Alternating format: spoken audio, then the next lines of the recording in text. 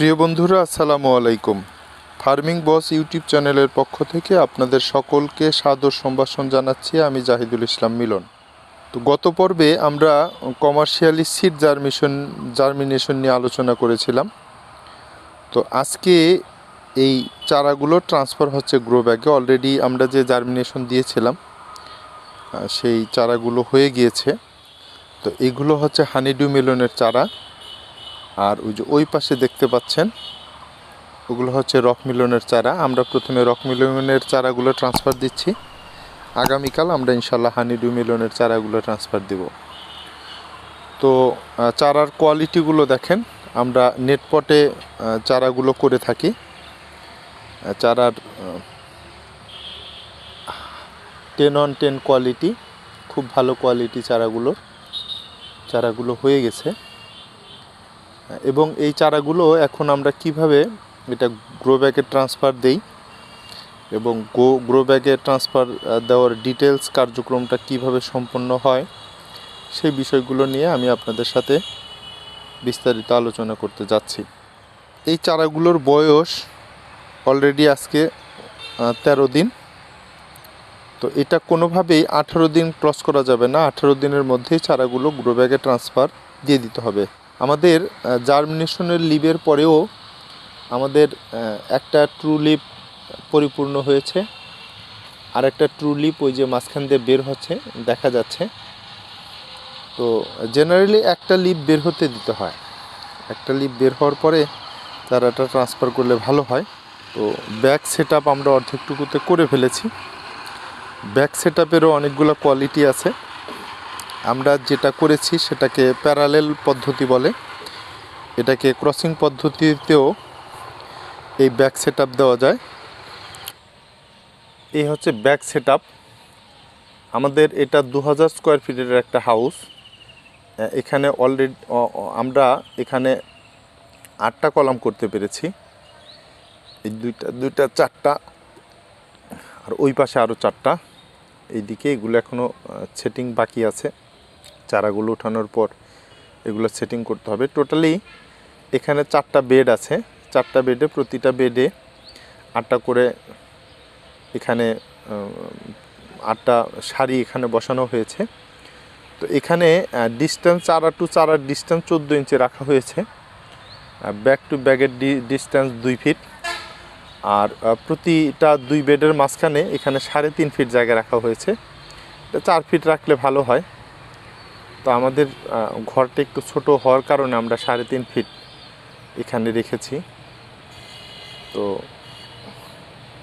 আরেকটা back set আপের পদ্ধতি আছে, সেটা হচ্ছে ক্রসিং পদ্ধতি। আমি ক্রসিং পদ্ধতি নিয়ে আরেকদিন ইনশাআল্লাহ আলোচনা করব। তো আজকে চলুন আমরা দেখি কিভাবে এই ব্যাগগুলোতে অলরেডি প্লান্ট ট্রান্সফার হয়ে গেছে। আপনারা দেখতে পাচ্ছেন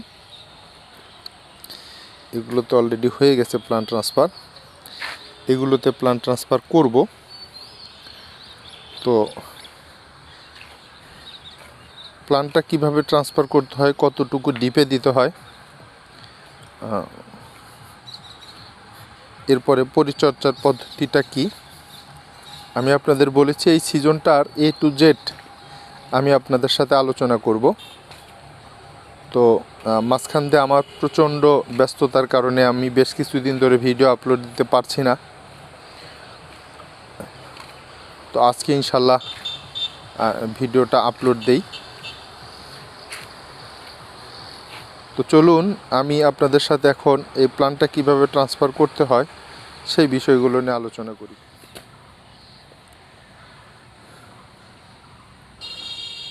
তো প্রিয় বন্ধুরা,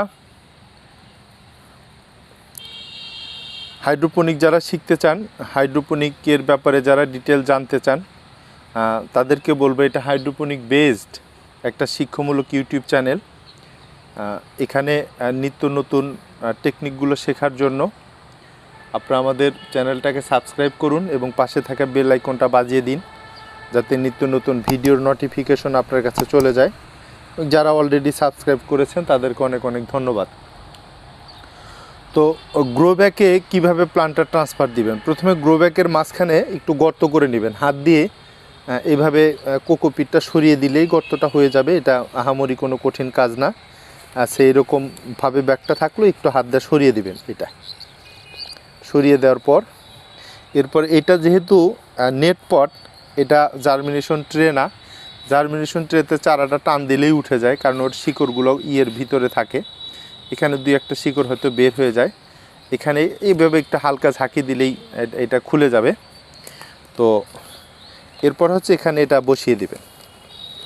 তো একটু এখানে যে আপনার নেট পটের যে সারফেসটা আছে, সারফেসটা থেকে আরও আধা ইঞ্চি নিচে এটা দিয়ে দিবেন, যাতে করে গাছটা বেশ কিছুদিন পর্যন্ত এটা থাকবে, আপনার শক্ত দাঁড়িয়ে থাকবে, হেলে যাবে না।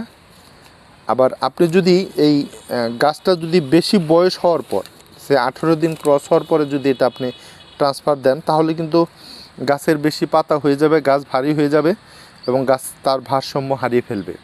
এতে করে যে প্রবলেমটা হয়, গাছের গোড়ার দিকে একটু চিকন হয়ে যায় এবং মাথার দিকে মোটা হয়ে যায়, যার ফলে গাছ এভাবে, এই গাছটা যেমন এখন দাঁড়িয়ে আছে, গাছটা এভাবে দাঁড়িয়ে থাকতে পারে না। কাজে হাইড্রোপনিক পদ্ধতিতে কোনো অবস্থাতেই আপনি 18 দিন ক্রস করবেন না। এটা প্লান্ট বেটার হয় 12-13 দিনের মধ্যে এটা প্লান্টটা ট্রান্সফার দেওয়া। আমাদের সিরাজগঞ্জে এখনও অনেক শীত, শীতের কারণে এখনও চারাটা সেভাবে বড় হয়নি। আর শীত না হলে চারাটা আরও বড় হয়ে যেত, কিন্তু আমাদের প্লান্টটা লাগানো প্রয়োজন পড়ছে একটু আগেই, কারণ আমরা সামনে যে রোজার সিজনে আমরা এটা হারভেস্টিং করতে চাচ্ছি, যার ফলে আমরা একটু তাড়াতাড়ি প্লান্টটা জার্মিনেশন দিয়ে ফেলেছিলাম এবং এখন আমরা লাগিয়ে দিলাম যাতে আমরা রোজার সিজনটা ধরতে পারি।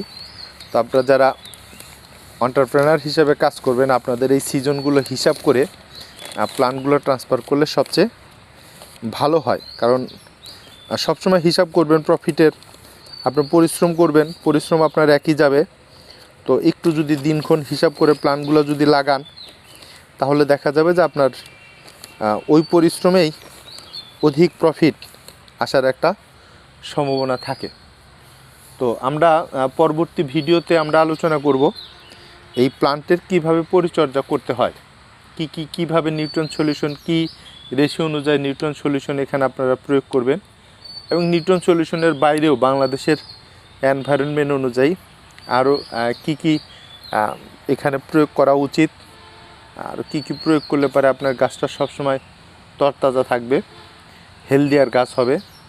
গাছ হেলদিয়ার হলে ফলও হেলদিয়ার হয়। তো এই বিষয়গুলো নিয়ে আমরা পরবর্তী ভিডিওতে আলোচনা করব। তো এই ভিডিওগুলো পাওয়ার জন্য আমি আপনাদেরও বলছি, আমাদের চ্যানেলটা সাবস্ক্রাইব করুন এবং পাশে থাকা বেল আইকনটা বাজিয়ে দিন। তো পরবর্তী ভিডিও দেখার আমন্ত্রণ জানিয়ে আজকের মতো এখানে শেষ করছি। আসসালামু আলাইকুম।